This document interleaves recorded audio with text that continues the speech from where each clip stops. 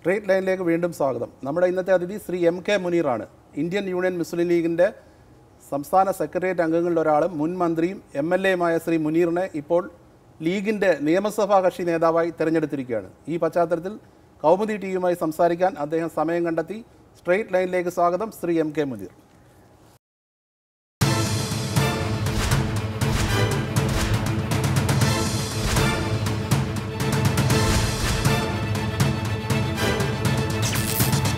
ആദ്യമായി കേരള കൗമുദിയുടെ അഭിനന്ദനങ്ങൾ. ഈ പദവിയെ എങ്ങനെ കാണുന്നു? ഇതൊരു വലിയ ഉത്തരവാദിത്തമായിട്ടാണ് കാണുന്നത്. കാരണം ഇതിൽ മുമ്പിരുന്നത് ഒന്ന് എൻ്റെ പിതാവ് തന്നെയാണ്. അതിനുശേഷം ഞാൻ ഈ സ്ഥാനം ഇപ്പോൾ ഏറ്റെടുക്കുമ്പോൾ ആ സ്ഥാനത്തിരുന്നിട്ടുള്ളത് PK കുഞ്ഞാലിക്കുട്ടി സാഹിബാണ്. ഇവരൊക്കെ കാണിച്ചു തന്നിട്ടുള്ള വലിയ മാതൃകയുണ്ട്.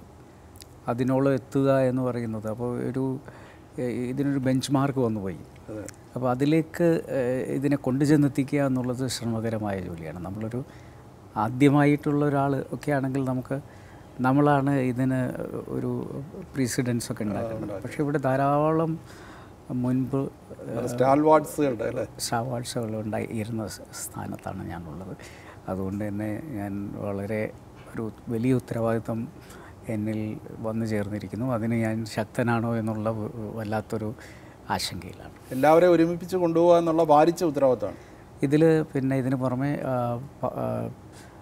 ഓപ്പോസിഷൻ ഡെപ്യൂട്ടി ലീഡർ എന്നുള്ള ചുമതലയും കൂടി ഉള്ളതുകൊണ്ട് UDFലും അവർക്കിടയിൽ ഒരു സമന്വയം ഉണ്ടാക്കി കൊണ്ടുപോവുക, മറ്റ് കക്ഷികളുമായിട്ടുള്ള സംസാരങ്ങൾ നടത്തുക. ഇതിന് പുറമെ പാർട്ടിയുടെ നേതൃത്വം ഏറ്റെടുത്തുകൊണ്ട് പ്രവർത്തനങ്ങളെ ഏകോപിപ്പിക്കുക, അങ്ങനെ കുറേ കാര്യങ്ങൾ ഒരുമിച്ച് ചെയ്യാനുണ്ട്. താങ്കൾ സൂചിപ്പിച്ചതുപോലെ PK കുഞ്ഞാലിക്കുട്ടി എന്ന ശക്തനായ ഒരു നേതാവ് വഹിച്ച പദവിയിലേക്കാണ് താങ്കൾ വരുന്നത്. അതൊരു വലിയ വെല്ലുവിളിയാണ്. ഇപ്പോൾ ഈ ഒരു സാഹചര്യം ഉണ്ടായത് മലപ്പുറത്തെ തെരഞ്ഞെടുപ്പ് വരികയും അതിലേക്ക് കുഞ്ഞാലിക്കുട്ടി സാഹിബ് മത്സരിക്കുകയും ചെയ്തതിലൂടെയാണ്. അതെ, ആ ഇലക്ഷൻ്റെ ഒരു റിസൾട്ട് ലീഗിനെ സംബന്ധിച്ചിടത്തോളം മികച്ച വിജയമായിരുന്നു. വളരെ വലിയ ഭൂരിപക്ഷത്തോടെ വിജയിച്ചു. തീർച്ചയായും. പക്ഷേ കഴിഞ്ഞ തവണത്തേക്കാൾ വോട്ട് കൂടുതൽ കിട്ടി എങ്കിലും ഇത്രയും വലിയൊരു രാഷ്ട്രീയ അനുകൂല സാഹചര്യങ്ങൾ നിലനിന്നിട്ടും അഹമ്മദ് സാഹിബിന് ലഭിച്ച ഭൂരിപക്ഷം മറികടക്കാൻ പറ്റാതെ പോയെന്ന്. അല്ല, നമ്മൾ അന്നത്തെ രാഷ്ട്രീയ സാഹചര്യം നോക്കണം. അന്ന് കേരളം ഭരിക്കുന്നതും UDF, കേന്ദ്രത്തിൽ UPA. ഇവിടെ നമ്മളൊരു പ്രതിപക്ഷത്ത് നിൽക്കുന്ന ഒരു പ്രസ്ഥാനം, അതിന് പുറമെ കേന്ദ്രത്തിൽ BJP ഭരിക്കുന്നു. ഇങ്ങനെയുള്ള ധാരാളം ഘടകങ്ങളുണ്ട്. അതിന് പുറമെ പല കക്ഷികളും ഈ തെരഞ്ഞെടുപ്പിൽ മത്സരിക്കാതെ സ്ഥാനാർത്ഥികളെ നിർത്താതെ മാറി നിന്നു. ഇതൊക്കെ ഒന്നിച്ച് വെച്ച് നോക്കുന്ന സമയത്ത് യഥാർത്ഥത്തിൽ വോട്ട് കൂടി എന്നുള്ളത് തന്നെ വലിയ ഒരു കാര്യമാണ്. അതായത് കേരള പിറവിക്ക് ശേഷം നമ്മൾ റെക്കോർഡുകളെയാണ് നോക്കുന്നതെങ്കിൽ പുതിയൊരു റെക്കോർഡ് PK കുഞ്ഞാലിക്കുട്ടി സാഹിബ് ഇട്ടിരിക്കുന്നു. കേരള പിറവിക്ക് ശേഷം 5 ലക്ഷത്തിലധികം വോട്ട് വാങ്ങുന്ന ആദ്യത്തെ സ്ഥാനാർത്ഥി എന്നുള്ള ഒരു പുതിയ റെക്കോർഡ് സ്ഥാപിച്ചിരിക്കുകയാണ്. ആ നിലയ്ക്ക് വളരെ മികച്ച വിജയം തന്നെയാണ്. അത് തീർച്ചയായിട്ടും അത് നമ്മളിതിൽ ഗൗനിക്കണം. പിന്നെ അതേപോലെ പെർസെൻറ്റേജ് ഓഫ് വോട്ട്സ് നമ്മൾ ഷെയർ ആണല്ലോ നോക്കുന്നത്. അപ്പോൾ മാക്സിമം ഷെയർ ഓഫ് വോട്ട്സ് ആർക്ക് കിട്ടി എന്ന് നോക്കുമ്പോൾ അവിടെ LDFന് കുറഞ്ഞിട്ടുണ്ട് എന്നുള്ളത് ബോധ്യമാകും, ഷെയർ ഓഫ് വോട്ട്സ്. അതേസമയം നമ്മൾ വോട്ടിൻ്റെ എണ്ണമാണ് നോക്കുന്നതെങ്കിൽ 2 പേർക്കും കൂടിയിട്ടുണ്ട്. BJP ഇതിൽ നമുക്ക് ആകെയുള്ള വലിയൊരു പ്ലസ് പോയിൻ്റ് എന്ന് പറയുന്നത് BJPയെ നമ്മൾ ഒരു തരത്തിലും വളരാൻ സമ്മതിച്ചിട്ടില്ല. അവർക്ക് ഒരു 950 വോട്ട് എന്ന് പറയുമ്പോൾ മറ്റുള്ള സ്ഥലങ്ങളിലൊക്കെ ഉണ്ടാകുന്ന ശതമാനം, സാധാരണ തിരഞ്ഞെടുപ്പുകളിൽ ഉണ്ടാകുന്ന ഒരു വർധനവ്, ആ വർധനവ് അവർക്ക് ഉണ്ടാക്കാൻ കഴിഞ്ഞില്ല. അപ്പോൾ മതേതര ജനാധിപത്യ ശക്തികൾ ശക്തമായി ഇവിടെ ഒരു നിലപാടെടുത്തിട്ടുണ്ട്. അത് BJP വിരുദ്ധമായ നിലപാടാണ്. ഇപ്പോൾ ഈ തെരഞ്ഞെടുപ്പിൽ ചില കക്ഷികൾ മത്സരിക്കാതെ മാറി നിന്നു എന്ന് പറഞ്ഞു. SDPI, വെൽഫെയർ പാർട്ടി ഇവരൊന്നും സ്ഥാനാർത്ഥികളെ നിർത്തിയില്ല. പക്ഷേ അവരുടെ ഒരു പരോക്ഷ പിന്തുണ ലീഗിന് തന്നെ ആയിരുന്നില്ലേ? അത് നമ്മൾ പരിശോധിക്കണം. ഞാൻ പറയുന്നത് ഇത് അങ്ങനെയൊക്കെ ചർച്ച ചെയ്യപ്പെടുന്നു. പക്ഷേ അവരാർക്കും പിന്തുണ പ്രഖ്യാപിച്ചിട്ടില്ല. അവർ മാറി നിന്നിട്ടുണ്ടെങ്കിലും ഞങ്ങളുടെ പിന്തുണ ഇന്നവർക്കാണെന്ന് അവർ പറഞ്ഞിട്ടില്ല. പിന്തുണ പ്രഖ്യാപിച്ച ഏക പാർട്ടി BDP ആണ്. അത് ഇടതുപക്ഷത്തിനാണ് അവർ പ്രഖ്യാപിച്ചത്. പക്ഷേ PDPയുടെ വോട്ട് വേണ്ടെന്ന് പറഞ്ഞു. വേണ്ടെന്ന് പറഞ്ഞിട്ടുണ്ടെങ്കിലും ഞാൻ പറയുന്നത് PDP എത്രയുണ്ടെന്നുള്ളത് വേറെ കാര്യം. എങ്കിലും ഓരോ ബൂത്ത് അടിസ്ഥാനത്തിൽ ഉള്ള ഈ ഒരു ഇവാലുവേഷൻ നടത്തിക്കഴിഞ്ഞാൽ ഏതൊക്കെ വോട്ടുകൾ എങ്ങോട്ട് പോയി എന്നറിയാം. കഴിഞ്ഞ പ്രാവശ്യം SDPI ഒറ്റയ്ക്ക് നിന്നിട്ടുണ്ടല്ലോ, വെൽഫെയർ പാർട്ടി ഒറ്റയ്ക്ക് നിന്നിട്ടുണ്ട്. അവർക്കൊക്കെ ചില സ്ഥലങ്ങളിൽ കിട്ടിയ ബൂത്ത് അടിസ്ഥാനത്തിലുള്ള വോട്ടുകളുണ്ട്. ഇപ്പോൾ അവിടെ എന്ത് സംഭവിച്ചു? എല്ലാ വോട്ടുകളും രേഖപ്പെടുത്തപ്പെട്ടിട്ടുണ്ടോ, കുറേ ആളുകൾ മാറി നിന്നിട്ടുണ്ടോ എന്നൊക്കെ പരിശോധിച്ച് കഴിഞ്ഞാൽ ഈ SDPI വെൽഫെയർ പാർട്ടി എന്നൊന്നും പറയുന്ന സംഘടനകളുടെ പിന്തുണയോടുകൂടിയല്ല ഐക്യജനാധിപത്യ മുന്നണി ജയിച്ചിട്ടുള്ളത്. അല്ലാതെ ഇപ്പോൾ വേറൊരു വിമർശനം വന്നിട്ടുണ്ട്, കോൺഗ്രസിൻ്റെ മുഴുവൻ വോട്ടും ലീഗിന് കിട്ടിയില്ലെന്ന്. അതിൽ വല്ല കഴമ്പുണ്ടോ? ലീഗിന് കിട്ടിയ സമയമാണ് കിട്ടിയിട്ടുണ്ട്. പൊതുവെ മലപ്പുറത്ത് ലീഗും കോൺഗ്രസും തമ്മിലൊക്കെ പ്രാദേശിക തവണ നമ്മൾ പരിശോധിച്ചാൽ ധാരാളം നമ്മൾ പ്രാദേശിക തെരഞ്ഞെടുപ്പുകൾ വരുമ്പോൾ അവിടെ ലീഗും കോൺഗ്രസും തമ്മിൽ ഭിന്നതയുണ്ടാവാറുണ്ട്, അവർ വേറിട്ട് മത്സരിക്കാറുണ്ട്. പക്ഷേ ഈ തെരഞ്ഞെടുപ്പിൽ നമ്മൾ കണ്ടിട്ടുള്ളത് ഒന്ന് ഉമ്മൻചാണ്ടി, രമേശ് ചെന്നിത്തല, ഇവരുടെയൊക്കെ സാന്നിധ്യം. ഉമ്മൻചാണ്ടി വീടാന്തരം തന്നെ എല്ലാ ഹൗസ് മീറ്റിങ്ങുകളിലും ഉണ്ടായിരുന്നു. രമേശ് ചെന്നിത്തല അദ്ദേഹത്തിൻ്റെ പ്രോഗ്രാമുകൾ അവിടെ എല്ലാ മണ്ഡലങ്ങളിലും കൊടുത്തിട്ട് അവിടെ ഉണ്ടായിരുന്നു. മാത്രമല്ല കോൺഗ്രസിൻ്റെ ഓരോ MLA-മാർക്കും ഓരോ പഞ്ചായത്ത് ചാർജ് കൊടുത്ത് ആ പഞ്ചായത്തുകളിൽ അവർ ഓരോ വോട്ടുകളും ക്രമീകരിച്ചിട്ടു അത് എല്ലാം പോൾ ചെയ്യപ്പെടുന്നുണ്ടോ എന്ന് നോക്കിയിട്ടുണ്ട്. ആര്യാട് മുഹമ്മദ് അദ്ദേഹത്തിൻ്റെ മകനും ഒക്കെ വളരെ സജീവമായി ഉണ്ടായിരുന്ന തിരഞ്ഞെടുപ്പ്. അങ്ങനെ വെച്ച് നോക്കുന്ന സമയത്ത് കോൺഗ്രസ്, എനിക്കൊന്ന് കോൺഗ്രസ് എൻ ബ്ലോക്കായി. തിരഞ്ഞെടുപ്പിൽ മുസ്ലിം ലീഗിനോടൊപ്പം നിന്നൊരു തിരഞ്ഞെടുപ്പാണ്. ഒരർത്ഥത്തിൽ ഘടകകക്ഷികളുടെ എല്ലാം പിന്തുണ ഉണ്ടായിട്ടുണ്ടെങ്കിലും ഇത് ലീഗിൻ്റെയും കോൺഗ്രസിൻ്റെയും കൂടി വിജയമാണ്. തെരഞ്ഞെടുപ്പ് വേളയിലുണ്ടായിരുന്ന ഒരു പ്രചരണം, കുഞ്ഞാലിക്കുട്ടി സാഹിബിനെതിരായിട്ട് CPM വളരെ ദുർബലനായ ഒരു സ്ഥാനാർത്ഥിയാണ് നിർത്തിയതെന്നും കുഞ്ഞാലിക്കുട്ടി സാഹിബും പിണറായി വിജയനും തമ്മിൽ എവിടെ വെച്ച് രഹസ്യ കൂടിക്കാഴ്ച നടത്തിയെന്നൊക്കെ BJP വലിയ തോതിൽ ആരോപിച്ചിരുന്നു. എന്താണ് അതിനെക്കുറിച്ച് പറയുന്നത്? അപ്പോൾ നമ്മൾ കഴിഞ്ഞ തവണത്തെ തെരഞ്ഞെടുപ്പിൽ അവർ നിർത്തിയ സ്ഥാനാർത്ഥി സൈനബയെക്കുറിച്ച് ആണ് ആർക്കും അറിയാതിരുന്നത്. ഇത് അവരുടെ ഏറ്റവും ശക്തനായ സ്ഥാനാർത്ഥിയാണ്. അദ്ദേഹം ഒരു മുസ്ലിം ലീഗിൻ്റെ അംഗത്തെ ജില്ലാ പഞ്ചായത്തിൻ്റെ ഞങ്ങൾ സ്ഥിരമായി ജയിക്കുന്ന ചങ്ങരംകുളം ഡിവിഷനിൽ തോൽപ്പിച്ചിട്ട് ജില്ലാ പഞ്ചായത്തായി മെമ്പറായി ഇരിക്കുന്ന ആളാണ്. അപ്പോൾ ഫൈസൽ എന്ന് പറയുന്നത് ചെറിയ സ്ഥാനാർത്ഥിയല്ല അവർ നിർത്തിയിരിക്കുന്നത്. മാത്രമല്ല തെരഞ്ഞെടുപ്പിൻ്റെ അവസാന ഘട്ടത്തിലൊക്കെ തന്നെ കോടിയേരിയും പിണറായിയും അടക്കമുള്ളവർ ഇവിടെ ക്യാമ്പ് ചെയ്തിരുന്നു. എല്ലാ പഞ്ചായത്തുകളിലും മാർക്സിസ്റ്റ് പാർട്ടിയും ഓരോ MLA-മാർക്ക് ചാർജ് കൊടുത്തിട്ട് ഒരു സജീവമായിട്ടുണ്ടായിരുന്നു. ദുർബലനായ സ്ഥാനാർത്ഥിയല്ല അല്ല. താങ്കൾ ഇപ്പോൾ വരുന്ന പദവിയിലും നേരത്തെ നമ്മൾ പറഞ്ഞതുപോലെ കുഞ്ഞാലിക്കുട്ടി സാഹിബാണ് ആ പദവി വഹിച്ചിരുന്നത്. നിയമസഭയിൽ പൊതുവെ കുഞ്ഞാലിക്കുട്ടി സാഹിബ് CPM-നോടൊരു മൃദു സമീപനം പുലർത്തിയിരുന്നു എന്നൊരു വിമർശനമുണ്ട്. താങ്കളും ആ പാതയാണ് സ്വീകരിക്കുന്നത്? അല്ല, കുഞ്ഞാലിക്കുട്ടി സാഹിബ് അങ്ങനെ മൃദു സമീപനം എടുത്തിട്ടില്ല. കുഞ്ഞാലിക്കുട്ടി സാഹിബ് ഇവിടെ ഒരു അദ്ദേഹം ആ സ്ഥാനം വഹിച്ച സമയത്താണ് ഏറ്റവും വലിയ സമരങ്ങൾ ഉണ്ടായിട്ടുള്ളത്. ഉദാഹരണത്തിന് സ്വയാശ്രയ കോളേജുമായി ബന്ധപ്പെട്ടുള്ള നിരാഹാര സത്യാഗ്രഹം അടക്കമുള്ള വലിയ പ്രക്ഷോഭം അത് ഒക്കെ ഉണ്ടായത് ആ സമയത്താണ്. അതുപോലെ തന്നെ ഈ നിയമസഭയ്ക്കകത്ത് നടന്നിട്ടുള്ള പല പോരാട്ടങ്ങളിലും അദ്ദേഹം പങ്കാളിയാണ്. അല്ല, UDF അതിന് ഇത്തരം സമരങ്ങൾ നടത്തിയെങ്കിലും ഈ അതിലെല്ലാം ലീഗിൻ്റെ നിയമസഭാ കക്ഷി നേതാവ് സംസാരിക്കുമ്പോൾ പൊതുവെ ഒരു ശക്തമായ വിമർശനം ഉണ്ടാകുന്നില്ല. നമ്മുടെ ഭാഷയിലുള്ള വ്യത്യാസം ഉണ്ടാകുന്നല്ലാതെ അദ്ദേഹം ഉപയോഗിക്കുന്ന ഭാഷ നമ്മൾ വിചാരിക്കുന്ന രീതിയിൽ അങ്ങനെ അറുത്തുമുറിച്ചിട്ടുള്ള ഭാഷയായിരിക്കൊള്ളുന്നില്ല. പക്ഷേ വളരെ ക്രിസ്പായി കാര്യങ്ങൾ പറഞ്ഞ് അവതരിപ്പിച്ച് നമ്മളുടെ രാഷ്ട്രീയം, ഐക്യജനാധിപത്യ മുന്നണിയുടെ രാഷ്ട്രീയം സ്പഷ്ടമാക്കിയിട്ടാണ് അദ്ദേഹം ആ സ്ഥാനത്ത് തുടർന്നതും അവസാന നാൾ വരെ നിന്നതും. താങ്കൾക്ക് എന്തായാലും CPM-നോടൊരു മൃദു സമീപനമില്ല? അല്ല, ഞങ്ങൾക്കാർക്കും ഇല്ല. ഞങ്ങളിപ്പം ഐക്യജനാധിപത്യ മുന്നണിയിൽ മുസ്ലിം ലീഗ് എന്ന് പറയുന്ന പ്രസ്ഥാനം മത്സരിക്കുന്നത് മുഴുവൻ ഇപ്പോൾ കുഞ്ഞാലിക്കുട്ടി സാഹിബ് തന്നെ മത്സരിച്ചത് മാർക്സിസ്റ്റ് പാർട്ടിക്കെതിരെയല്ലേ? അല്ല, ഇതൊക്കെ ആണെങ്കിലും പൊതു പ്രശ്നങ്ങളിലാണ് അല്ലാതെ മറ്റ് പല കാര്യങ്ങളിലും ലീഗ് നേതൃത്വവും CPM നേതൃത്വവും വലിയ തോതിൽ പരസ്പരം വിമർശിച്ച് കാണാറില്ല. അതിൽ വല്ല വാസ്തവമുണ്ട്? ഇല്ല, വിമർശനത്തിൽ അങ്ങോട്ടും ഇങ്ങോട്ടും. പിന്നെ ഇപ്പോൾ ലീഗിനെ കുറിച്ച് തന്നെയാണ് അവിടെ വന്ന ശേഷം പിണറായി വിജയൻ പ്രസ്താവന ഇറക്കിയത്. ലീഗ് എന്ന് പറയുന്ന ഒരു സ്ഥാനാർത്ഥിത്വം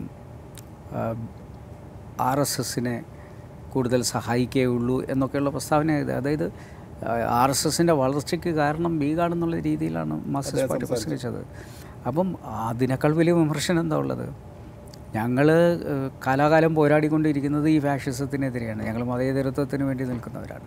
അപ്പം മതനിരപേക്ഷത എന്ന് പറയുന്നതിൽ മുസ്ലിം ലീഗ് എന്ന് പറയുന്ന പ്രസ്ഥാനത്തിന് പങ്കില്ല എന്നുള്ള രീതിയിൽ തന്നെയാണ് മാർക്സിസ്റ്റ് പാർട്ടി നിൽക്കുന്നത്. അത് ശരിയല്ല എന്നും ദേശീയ തലത്തിൽ തന്നെ ഇപ്പോൾ കോൺഗ്രസ് അടക്കമുള്ള പ്രസ്ഥാനങ്ങൾക്ക് ശക്തി പകർന്നിട്ടില്ലെങ്കിൽ ഇനിയും BJP വളരും. ഇപ്പം തന്നെ നമ്മൾ ഡൽഹിയിൽ കണ്ടത്, അവിടെ AIPയും കോൺഗ്രസും ഒരു ധാരണയിലുണ്ടായിരുന്നെങ്കിൽ ഇവർക്ക് 2ാം സ്ഥാനവും 3ാം സ്ഥാനത്തേക്ക് പോകേണ്ടി വരില്ലായിരുന്നു. അപ്പോൾ ഇന്ത്യയിൽ തന്നെ ഇതുപോലെ ഇപ്പം നിതീഷ് കുമാർ അതിനു വേണ്ടിയിട്ടുള്ള ഒരു മുൻകൈ എടുക്കുന്നുണ്ട്. കാരണം ഒരു കോമൺ വൈസ് പ്രസിഡന്റ് സ്ഥാനാർത്ഥി ഒരു എല്ലാവർക്കും സമ്മതനായിട്ടുള്ള ഒരാളായിരിക്കണം.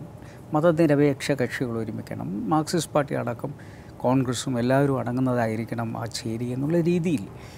അതേ ഇനി ഇന്ത്യയിൽ ഈ ഫാഷിസത്തെ നേരിടാനുള്ള മാർഗമായിട്ടുള്ളൂ. പക്ഷെ അതിന്നും മനസ്സിലാകാത്ത ഏക രാഷ്ട്രീയ പ്രസ്ഥാനം മാർക്സിസ്റ്റ് പാർട്ടിയാണ്. അല്ല, ഈ ഇപ്പം BJPക്ക് മലപ്പുറത്ത് പ്രതീക്ഷിച്ച പോലെ അവർ അവകാശപ്പെട്ട പോലെ ഒരു കുതിച്ചുചാട്ടം ഉണ്ടാകാൻ കഴിഞ്ഞില്ല, അതൊരു വാസ്തവമാണ്. പക്ഷേ കേരളത്തിലെ BJP വളരുകയാണ്. അവരുടെ ഒരു അംഗം നിയമസഭയിൽ വരെ വന്നു കഴിഞ്ഞു. അവരെ നേരിടാൻ എന്ത് മാർഗമാണ് UDF അവലംബിക്കുന്നത്? അല്ല, ഞാൻ പറയുന്നത് ഇവിടെയെല്ലാം കഴിയുന്നത്ര മതേതര ശക്തികളെ ഒരുമിപ്പിക്കുക. വിട്ടുപോയിട്ടുള്ള ചെറിയ ചെറിയ സംഘടനകളും പ്രസ്ഥാനങ്ങളും ഒക്കെ ഉണ്ട്. അങ്ങനെയുള്ള പ്രസ്ഥാനങ്ങൾ, സാമൂഹ്യ സംഘടനകൾ, പിന്നെ സാംസ്കാരിക സംഘടനകൾ, സാമുദായിക സംഘടനകൾ, ഇതിനെല്ലാം ഒരുമിപ്പിച്ച് നിർത്തി അവരെല്ലാം പല കാരണങ്ങളാലും പല വിഷയങ്ങളിലും അങ്ങോട്ടും ഇങ്ങോട്ടും പോയവരാ, ചിതറിപ്പോയവരാ. അതൊക്കെ ഒരു കാലത്ത് ഐക്യജനാധിപത്യ മുന്നണിയുടെ വോട്ട് ബാങ്കാണ്. ആ വോട്ട് ബാങ്കുകൾ തിരിച്ചു കൊണ്ടുവരാൻ സാധിച്ചു കഴിഞ്ഞാൽ ഇവിടെ BJPയും അപ്രസക്തവും ഇടതുപക്ഷത്തെയും നമുക്ക് ഇവിടെ പരാജയപ്പെടുത്താവുന്നു. ഈ BJPയെ നേരിടാൻ ഒരു വിശാല മതേതര സഖ്യം ആവശ്യമല്ലേ? അത് ദേശീയ തലത്തിൽ നമുക്ക് കൊണ്ടുവരാം. ഇവിടെ ഏതായാലും 2 മുന്നണിയായിട്ട് തന്നെ നിൽക്കുകയാണ്. 2 മുന്നണികൾക്ക് ഒരുമിക്കാൻ കഴിയുന്ന ഒരു രാഷ്ട്രീയ സാഹചര്യം ഇവിടെ ഇല്ല. അങ്ങനെയാണെങ്കിൽ ദേശീയ തലത്തിൽ പക്ഷേ മിനിമം പ്രോഗ്രാംസിൻ്റെ അടിസ്ഥാനത്തിൽ ദേശീയ തലത്തിൽ ഞാൻ പറയുന്നത് ഇടതുപക്ഷവും ആ ചേരിയിൽ ഉണ്ടാകണം തന്നെ. CPMോട് സഹകരിച്ച് പ്രവർത്തിക്കുന്നതിൽ അതിന് തടസ്സമില്ല. അതല്ല, ദേശീയ തലത്തിൽ നമ്മളന്ന് പിന്നെ കോൺഗ്രസ്സിന് അവർ പിന്തുണ കൊടുത്തിരുന്നല്ലോ. അതെ, അന്ന് പിന്നെ സോമനാഥ ചാറ്റർജി സ്പീക്കറായില്ലേ? അന്നത്തെ ഗവൺമെൻറ്റിൽ പിന്നെ പങ്കാളിത്തം വഹിച്ചില്ല എന്നല്ലേ ഉള്ളൂ, പക്ഷേ സ്പീക്കറായല്ലോ. അപ്പോൾ ഇനിയിപ്പം യെച്ചൂരിക്ക് MP ആവണമെങ്കിൽ കോൺഗ്രസിൻ്റെ പിന്തുണ വേണ്ടേ? ബംഗാളിൽ കോൺഗ്രസും മാർക്സിസ്റ്റ് പാർട്ടിയും ഒന്നിച്ചില്ലേ തൃണമൂലിനെതിരെ? അപ്പോൾ അവിടെയൊക്കെ ആകാം എങ്കിൽ ദേശീയ രാഷ്ട്രീയത്തിൽ വരുന്ന ഒരു പ്ലാറ്റ്ഫോമിൽ BJP നേരിടാൻ. പക്ഷേ ബീഹാറിൽ മാർക്സിസ്റ്റ് പാർട്ടി എടുത്ത നിലപാട് ശരിയല്ല, ഉത്തർപ്രദേശിൽ എടുത്ത നിലപാട് ശരിയല്ല. എല്ലാവരും ഒരു വിശാല ഐക്യത്തിന് വേണ്ടിയുള്ള ശ്രമം ബീഹാറിൽ നടത്തിയപ്പം മാർക്സിസ്റ്റ് പാർട്ടി മാത്രം തലതിരിഞ്ഞു നിന്നു.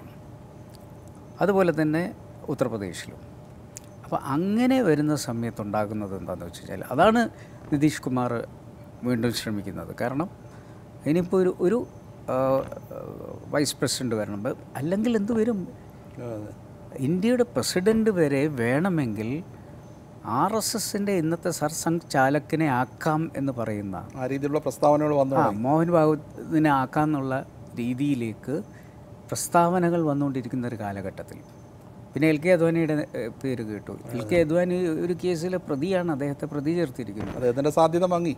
അപ്പോൾ ഇങ്ങനെയുള്ള ആളുകളെ ഒക്കെ ഒരു പ്രസിഡൻറ്റ് കാൻഡിഡേറ്റ് ആയിട്ട് പോലും ചിന്തിക്കുന്നൊരു കാലഘട്ടത്തിൽ ഇന്ത്യയെ ഇനി സംരക്ഷിക്കേണ്ട പരമോന്നതമായ ഒരു പൊസിഷൻ, ഇന്ത്യയുടെ ഫസ്റ്റ് സിറ്റിസൺ എന്ന് വിശേഷിപ്പിക്കുന്ന പ്രസിഡൻഷിപ്പിലേക്ക് ഒക്കെ ഒരാളെ തിരഞ്ഞെടുക്കുമ്പോൾ മതേതര കക്ഷികൾക്കും മതനിരപേക്ഷ കക്ഷികൾക്കൊക്കെ ഒന്നിച്ച് നിൽക്കാൻ കഴിയുന്നില്ലെങ്കിൽ പിന്നെ നമ്മൾ എന്തിനാ ഇന്ത്യ എന്നൊക്കെ പറയുന്ന ഒരു സങ്കല്പം തന്നെ നമ്മൾ മനസ്സിൽ നിന്നെടുത്ത് കളയുന്നില്ല നല്ലത്. കേരളത്തിൽ ഇതൊക്കെ ആണെങ്കിലും ഈ ഇപ്പോൾ 2 മുന്നണിയാണ് കേരളത്തിലുള്ള UDF LDF. പക്ഷേ CPMലെ ഒരു കണ്ണൂർ ലോബി എന്നൊരു ലോബി എന്ന് പറയാറുണ്ട്. കണ്ണൂർ ലോബി അല്ലെങ്കിൽ CPMലെ ഒരു വിഭാഗത്തിനും ലീഗിലെ ഒരു വിഭാഗത്തിനും ഒരുമിച്ച് നിൽക്കണം എന്നൊരു താല്പര്യമുണ്ടെന്ന് പലപ്പോഴും ഉയർന്നു കേൾക്കാറുണ്ട്. അങ്ങനെ നമ്മുടെ പാർട്ടിയിൽ ഒരു ലോബി ഇല്ല. ഞങ്ങളുടെ പാർട്ടിയെ സംബന്ധിച്ചിടത്തോളം പാർട്ടിയുടെ പരമോന്നതനായിട്ടുള്ള വ്യക്തി ഹൈദരലി ശിഹാബ് തങ്ങളാണ്.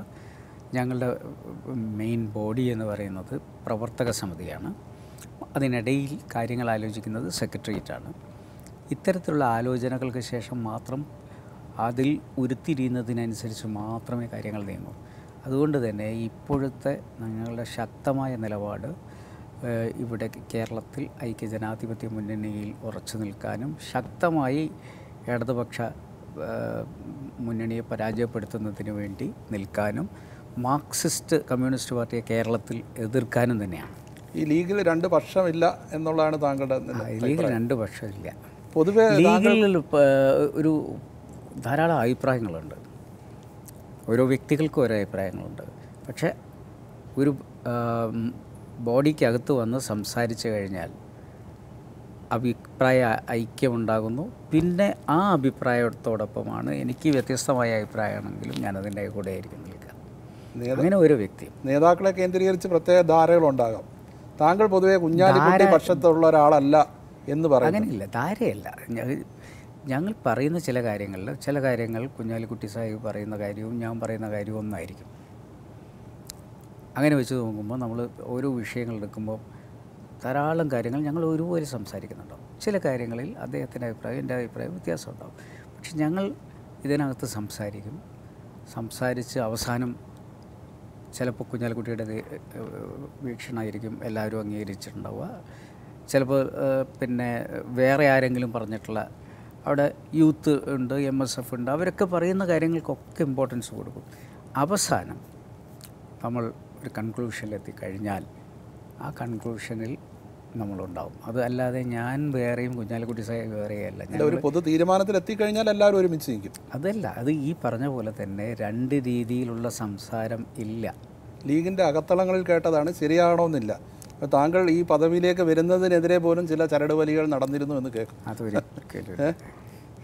അത് നമ്മുടെ ഇതിൽ ചർച്ചയുണ്ടാവും. ഉദാഹരണത്തിന് അന്ന് തന്നെ ഓരോ പദവിയെക്കുറിച്ചും ഓരോ MLA-മാരെയും വിളിച്ച് സംസാരിച്ച് അതിനൊക്കെ ഒരു ജനാധിപത്യ പ്രക്രിയയുണ്ട്. സംസാരിക്കുന്നു, ആരാ ലീഡർ, ആരാ ഡെപ്യൂട്ടി ലീഡർ, ആരായിരിക്കണം പുതിയ വിപ്പ് എന്നെല്ലാം തീരുമാനിച്ചുറപ്പിച്ച് അതിനുശേഷം ഞങ്ങളെല്ലാം അവിടെ നിന്ന് പോയി. പിന്നെ ഹൈദലി ശാബ്ദങ്ങളാണ് അന്തിമ തീരുമാനം വായിക്കുന്നത്. ആ വായിക്കുമ്പോൾ മാത്രമാണ് നമ്മൾ അറിയുന്നത് ഇന്ന പൊസിഷൻസിൽ ഇന്ന ആളുകളാണ്. ഇനിയിപ്പോൾ അടുത്ത് വരാൻ പോകുന്നത് വേങ്ങരയിലെ ഉപതെരഞ്ഞെടുപ്പാണ്. അതെ. അതിൻ്റെ സ്ഥാനാർത്ഥി നിർണയ ചർച്ചകൾ ആരംഭിച്ചിട്ടുണ്ടോ? ഇല്ല, ചർച്ചയിലേക്ക് എത്തിയിട്ടില്ല. കാരണം എന്ന് വെച്ചാൽ ഇനിയും സമയമുണ്ടല്ലോ. അത് ഇപ്പം ആ ഒരു ഘട്ടത്തിലേക്ക് ആലോചിക്കുകയുള്ളൂ. അല്ല, അവിടെ ഒരു ചില ഊഹാപോഹങ്ങൾ പ്രചരിക്കുന്നുണ്ട്. ഒന്ന്, ലീഗിൻ്റെ general secretary Shri KPA Majeed മത്സരിക്കുമെന്നൊരു പ്രചരണമുണ്ട്. അദ്ദേഹം മത്സരിക്കുകയാണെങ്കിൽ പിന്നെ താങ്കൾ പാർട്ടിയുടെ ഈ പദവി അങ്ങനെ ജയിച്ചു വന്നാൽ ഒരു ഹൈപ്പോത്തിക്കേറ്റഡ് ക്വസ്റ്റനായിട്ട് തോന്നാം, ഒഴിയേണ്ടി വരുമോ നിയമസഭാ കക്ഷി സ്ഥാനം? ഇതൊക്കെ ഈ പറഞ്ഞ മാതിരി പിന്നെ നമ്മൾ ആലോചിക്കുന്ന കാര്യങ്ങളാണ്. അവിടെ പിന്നെ മജീദ് സാഹിബിന് മത്സരിക്കാൻ പാടില്ല എന്നുള്ളതൊന്നുമില്ല. അതേപോലെ അവിടെ ഇന്ന സ്ഥാനാർത്ഥി എന്ന് മജീദ് സാഹിബ് ആണെന്ന് തീരുമാനിച്ചിട്ടുമില്ല. അതുപോലെ ധാരാളം പേരുകൾ ഇപ്പം നമ്മൾ തന്നെ പത്രങ്ങളൊക്കെ കാണുന്നുണ്ട്, നമ്മൾ പോലും അറിയാത്ത പേരുകൾ കാണുന്നുണ്ട്. അപ്പോൾ ഇതൊന്നും അല്ല അവസാനം ഇതിലാരെങ്കിലും ചിലപ്പോൾ ആയിരിക്കും, ചിലപ്പോൾ ഇതിൽ പുറത്തുള്ളവരായിരിക്കും, ഈ പറഞ്ഞ പിന്നെ ആൾ തന്നെ ആയിരിക്കും, എങ്ങനെയും വരാം. തീരുമാനം അവസാനം അന്തിമമായി പാർലമെൻ്ററി ബോർഡ് കൂടിയിരുന്ന് ആലോചിച്ച് അതിനുശേഷം തങ്ങളെ പ്രഖ്യാപിക്കും. ഇപ്പോൾ താങ്കൾ പ്രതിപക്ഷ ഉപനേതാവ് കൂടിയാണ്. UDF പക്ഷേ ഇപ്പോൾ നമ്മൾ UDF നോക്കിക്കഴിഞ്ഞാൽ KM മാണി UDF വിട്ടുപോയി. ഇപ്പോൾ കുഞ്ഞാലിക്കുട്ടി സാഹിബ് ദേശീയ തലത്തിലേക്ക് പോകുന്നു. ഉമ്മൻചാണ്ടി ഇപ്പോൾ സജീവമായിട്ട് വീണ്ടും വരുന്നുണ്ട്. പക്ഷേ എങ്കിലും പൊതുവെ UDF ദുർബലമല്ലേ ഇപ്പോൾ? അല്ല, UDF ഇപ്പം ഈ കഴിഞ്ഞ കുറച്ച് നാളുകളായി വളരെ ശക്തമായി കൊണ്ടിരിക്കുകയാണ്. UDF-ൽ ഇപ്പം നടത്തിക്കൊണ്ടിരിക്കുന്ന എല്ലാ സമരങ്ങളും അതിശക്തമായ ജനപങ്കാളിത്തമുണ്ട്. നമ്മളിപ്പോൾ ഈ അടുത്ത് ഒരു ജനകീയമായ യാത്ര തന്നെ നടത്തിയിട്ടുണ്ട്, മേഖലാ ജാഥകൾ നടത്തി. അതിലൊക്കെ വൻ ജനപങ്കാളിത്തമായിരുന്നു. കാരണം എന്താ വെച്ചാൽ 10 മാസം കൊണ്ട് ഇത്രയും ആൻറ്റി പീപ്പിൾ ആവാൻ വേറൊരു ഗവൺമെൻറ്റിന് സാധിക്കില്ല. ഇപ്പോൾ ഏറ്റവും കൂടുതൽ അവർക്ക് തന്നെ മടുപ്പ് വന്നിരിക്കുന്നൊരു സമയമാണ്. അതുകൊണ്ട് ഐക്യജനാധിപത്യ മുന്നണി വളരെ ശക്തമാണ്. പക്ഷേ ഞങ്ങളുടെ ഒരു ആഗ്രഹം ഞങ്ങൾ പ്രകടിപ്പിച്ചിട്ടുണ്ട്. KM മാണി സാറും മുന്നണിയിലേക്ക് വരുന്നത് സന്തോഷമാണെന്നുള്ള നിലപാട്. കാരണം ഞങ്ങൾ മലപ്പുറം തെരഞ്ഞെടുപ്പിൽ അദ്ദേഹം സ്വമേധയാ വന്ന് പിന്തുണ പ്രഖ്യാപിച്ച് നമ്മുടെ കൂടെ നിന്നുണ്ട്. അതുകൊണ്ട് മുസ്ലിം ലീഗ് എടുത്തിട്ടുള്ള നിലപാട്, ഐക്യ ജനാധിപത്യ മുന്നണിയിലും അറിയിച്ചിട്ടുള്ള നിലപാട്, അദ്ദേഹം തിരിച്ചു വരണം എന്നുള്ളൊരു ആഗ്രഹം നമുക്കുണ്ട്. പക്ഷേ തീരുമാനിക്കേണ്ടത് ഇനി അദ്ദേഹമാണ് മറുപടി പറയേണ്ടത്. ഇപ്പോൾ ഈ മുന്നണിയെ നയിക്കുന്നത് കോൺഗ്രസ്സാണ്. ദേശീയ തലത്തിൽ നോക്കുകയാണെങ്കിൽ കോൺഗ്രസും ഇതുപോലെ പൊതുവെ ദുർബലമാവുകയാണ്. പല നേതാക്കളുമൊക്കെ ഇപ്പം 5 സംസ്ഥാനങ്ങൾ ഉപതെരഞ്ഞെടുപ്പ് നടന്ന ചില സംസ്ഥാനങ്ങളിൽ കോൺഗ്രസ് വിട്ടു വന്നവരാണ് BJP മുഖ്യമന്ത്രി പോലും ആയത്. കോൺഗ്രസിൻ്റെ ഈ ഒരു തകർച്ചയെ ലീഗ് എങ്ങനെയാണ് നോക്കിക്കാണുന്നത്? കോൺഗ്രസ് തകരരുതെന്നാണ് എൻ്റെ അഭിപ്രായം. ഒരിക്കലും തകരാൻ പാടില്ല. കാരണം കോൺഗ്രസ്സിൽ മാത്രമല്ല, ഇപ്പോൾ മാർക്സിസ്റ്റ് പാർട്ടിയിൽ നിന്നും ധാരാളം അടിയൊഴുക്കുകൾ നടന്നുകൊണ്ടിരിക്കുന്നു. പക്ഷേ കോൺഗ്രസ് എന്ന് പറയുന്ന ഒരു പ്രസ്ഥാനത്തിൻ്റെ പ്രസക്തി വർദ്ധിച്ചുകൊണ്ടിരിക്കുന്ന ഒരു കാലഘട്ടമാണിത്. ഞാനിപ്പം നിയമസഭാ ഇലക്ഷൻസ് നോക്കി, 5 നിയമസഭ സംസ്ഥാനങ്ങളിൽ നടന്നിട്ടുള്ള നിയമസഭ. അപ്പം ഇന്ത്യ സ്പെൻഡ് എന്ന് പറയുന്ന .org നടത്തിയിട്ടുള്ളൊരു പഠനത്തിൽ അവർ പറയുന്നത്, കഴിഞ്ഞ ലോക്സഭാ തിരഞ്ഞെടുപ്പിൽ ഇതേ മണ്ഡലം, നിയമസഭാ മണ്ഡലം സെക്ടർ വൈസ് നോക്കിയപ്പം അവർക്ക് അന്ന് കിട്ടിയ വോട്ടിനേക്കാൾ ഇപ്പോൾ പെർസെൻറ്റേജ് കൂടിയിരിക്കുകയാണ്. അന്ന് കുറേയധികം സീറ്റുകളിൽ അവർ ഈ സെക്ടറിൽ മത്സരിച്ചിട്ടുണ്ട്. പക്ഷേ ഇപ്പം എടുത്തു നോക്കുന്ന സമയത്ത് യഥാർത്ഥത്തിൽ അവരുടെ വോട്ട് ഷെയർ കൂടിയിരിക്കുകയാണ് കോൺഗ്രസിൻ്റെ. അപ്പോൾ അന്ന് 100 ആളുകൾ വോട്ട് ചെയ്യുമ്പോൾ 20 ആണ് കോൺഗ്രസ്സിന് കിട്ടിയിട്ടുള്ളതെങ്കിൽ ഇപ്പോൾ 100 ആളുകൾ വോട്ട് ചെയ്തപ്പം 30 to 35 വോട്ട്സ് അവർക്ക് കിട്ടിയിട്ടുണ്ട്. അപ്പോൾ ഷെയർ കൂടുകയാണ് ചെയ്തിട്ടുള്ളത്. മാത്രമല്ല, നമ്മൾ നോക്കേണ്ട ഒരു കാര്യം, ഗോവ അവർക്ക് കിട്ടുകയാണ് ചെയ്തിട്ടുള്ളത്. ഏറ്റവും വലിയ കക്ഷി അവരാണ്. മണിപ്പൂരിൽ ഏറ്റവും വലിയ കക്ഷി അവരാണ്. പക്ഷേ കുതിര കച്ചവടം നടത്തി. യഥാർത്ഥത്തിൽ അവിടെ പിന്നെ ഗവൺമെൻറ് ഫോം ചെയ്യാനുള്ള ഒരു അവസരം പോലും കോൺഗ്രസ്സിന് കൊടുക്കാതെ അത് ദുർബലമായി അവിടെ ജയിച്ചിട്ടുള്ള ഒരു പാർട്ടിക്ക് കൊടുത്തു എന്ന് പറയുന്നത് തന്നെ. പക്ഷേ അത് കോൺഗ്രസിൻ്റെ ലീഡർഷിപ്പിൻ്റെ ഒരു പോരായ്മയായിട്ടും വിമർശനം ഉയർന്നിട്ടുണ്ട്. അത് പറയുന്നതിന് മുമ്പ് നമ്മൾ നോക്കേണ്ടത് എന്താണ് കീഴ്വഴക്കം. കീഴ്വഴക്കത്തിൽ എപ്പോഴും ഒരു മേജർ പാർട്ടിയാണ് ക്ഷണിക്കുക. അങ്ങനെ ക്ഷണിക്കാതെ വരുന്ന സമയത്ത് കുതിര കച്ചവടത്തിന് എളുപ്പമാണ്. അപ്പോൾ കോൺഗ്രസ് ശക്തമായിട്ട് തിരിച്ചു വരുമെന്ന് തന്നെയാണ് താങ്കൾ കരുതുന്നത്? എൻ്റെ അഭിപ്രായത്തിൽ കോൺഗ്രസ് സ്റ്റെപ്പ് ബൈ സ്റ്റെപ്പായി ഉയർന്നു വരുന്നു. കാരണം പഞ്ചാബ് അവർക്ക് കിട്ടിയില്ലേ, അവിടെ 2/3 മെജോറിറ്റി ഇല്ലേ. കേരളത്തിലും ചില നേതാക്കൾ കോൺഗ്രസിൽ നിന്ന് BJPയിലേക്ക് പോകുമെന്നും പ്രചരണമുണ്ട്. അത് ഈ സമയത്ത് പ്രചരിപ്പിക്കാൻ എളുപ്പമാണ്.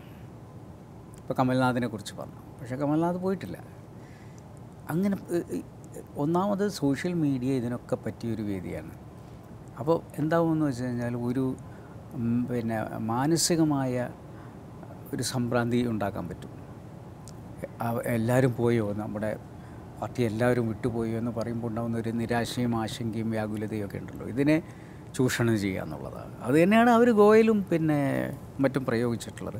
ഇത് ഒരു വളരെ ശക്തമായ ഗീബൽസിയൻ തന്ത്രങ്ങളാണ്. എന്നാൽ ഈ BJPയെ പൊതുവെ അനുകൂലിക്കാത്തവർ പോലും പ്രധാനമന്ത്രി എന്നുള്ള നിലയിൽ നരേന്ദ്രമോദിയെ അല്ലെ അദ്ദേഹത്തിൻ്റെ വ്യക്തിപ്രഭാവത്തെ വലിയ രീതിയിൽ സപ്പോർട്ട് ചെയ്യുന്നുണ്ട്. മാത്രമല്ല, ആ വ്യക്തിപ്രഭാവത്തോട് മാറ്റുരയ്ക്കാൻ പറ്റുന്ന ഒരു ദേശീയ നേതാവ് കോൺഗ്രസ്സിൽ ഇല്ലെന്നും പറയുന്നുണ്ട്. കോൺഗ്രസ്സിൽ ഇഷ്ടംപോലെ നേതാക്കളുണ്ട്. നമ്മൾ എന്താണെന്ന് വെച്ച് കഴിഞ്ഞാൽ, ഇതും ഞാൻ പറഞ്ഞില്ലേ, പ്രൊപ്പഗാൻഡയുടെ ഭാഗമായിട്ട് ശരിക്കും ഊതി ഉറപ്പിച്ചൊരു ബലൂണാണ് നരേന്ദ്രമോദി. കഴിഞ്ഞ കുറേ നാളുകളായി അദ്ദേഹത്തെ ചുറ്റിപ്പറ്റിയാണ്. പക്ഷേ എല്ലാവരും രാഹുൽ ഗാന്ധിയെയാണ് ഒരു കോമാളി എന്ന് പറയുന്ന അതും ഒരു മാധ്യമ സൃഷ്ടിയാണ്. ഞാൻ പറഞ്ഞില്ലേ, ഇന്ത്യ സ്പെൻഡിലൂടെ നമ്മൾ നോക്കുകയാണെങ്കിൽ യഥാർത്ഥത്തിൽ രാഹുൽ ഗാന്ധിയുടെ ഇമേജ് വർദ്ധിച്ചിരിക്കുന്നു എന്നുള്ളതാണ് നമ്മൾ കാണുന്നത്. അദ്ദേഹത്തിൻ്റെ സ്റ്റെപ്സ് കറക്റ്റായിട്ട് പോകുന്നു എന്നാണ് കാണുന്നത്. പക്ഷേ ഈ രാഹുൽ ഗാന്ധി എന്നുള്ള യുവ നേതാവിനേക്കാൾ യുവതലമുറയെ ആകർഷിക്കാൻ മോദിക്ക് കഴിയുന്നു. അതല്ല, അത് ഞാൻ പറയുന്നത്, ഈ പറയുന്നത് ഇതിലെല്ലാം കുറച്ച് കഴിയുമ്പോൾ നമ്മൾ ആകർഷിപ്പിച്ച് നിർത്തുന്ന കുറേ വാചകങ്ങളുണ്ടല്ലോ, റട്ടറിക് എന്ന് പറയും. ഇതെല്ലാം കാപട്യമാണ് എന്ന് വരുന്നതോടുകൂടി വലിയൊരു ഒഴുക്ക് ഇതിൽ നിന്നും ഉണ്ടാവും. ഞാൻ പറയാം, 15 ലക്ഷം രൂപ ഞങ്ങൾ അധികാരത്തിൽ വന്നാൽ നിങ്ങളുടെ അക്കൗണ്ടിൽ നിങ്ങൾ പിടിച്ചോ, എവിടെ? അങ്ങനെ അദ്ദേഹം നൽകുന്ന വാക്കുകളും 90 ദിവസത്തിനുള്ളിൽ ഈ ഡിമോണിറ്റൈസേഷൻ്റെ പ്രശ്നങ്ങൾക്ക് പരിഹാരം ഉണ്ടാകുന്നില്ലെങ്കിൽ എന്നെ പരസ്യമായി തൂക്കിക്കൊല്ലു. ഇപ്പോഴും ATMൻ്റെ മുന്നിൽ പോയി നിന്ന് കഴിഞ്ഞാൽ ചില ദിവസങ്ങളിൽ നോട്ട് വരുന്നില്ല. ഈ കഴിഞ്ഞ മാർച്ചിൽ എത്ര ബുദ്ധിമുട്ടി കൊടുത്ത ജനങ്ങൾ അദ്ദേഹത്തെ ശരിക്കും ഈ ഓരോന്നും റെറ്റോറിക് ആയിരുന്നു. അതാണ് ഞാൻ പറഞ്ഞത്. ഗീബൽസിനെ പിന്നെ പ്രൊപ്പഗാൻഡ മിനിസ്റ്റർ ആക്കിയപ്പോൾ ഹിറ്റ്ലറോട് ചോദിച്ചു എന്തിനാണ് അങ്ങനെ ആക്കിയത്. അത് നന്നായി നുണ പറയും, അതുകൊണ്ടാക്കിയെന്നാണ് പറഞ്ഞത്. സത്യത്തിൽ അങ്ങനെയുള്ള ധാരാളം നുണകളും കേവലം വാചകങ്ങളും മാത്രമാണ്. ഇത് പൊള്ളയാണ് എന്ന് യുവസമൂഹം അറിഞ്ഞാൽ ആ നിമിഷം ഇതിൽ നിന്നുണ്ടാകുന്ന ഒരു തിരിച്ചുവരവ് എന്ന് പറയുന്നത് അതിവേഗത്തിലായിരിക്കും.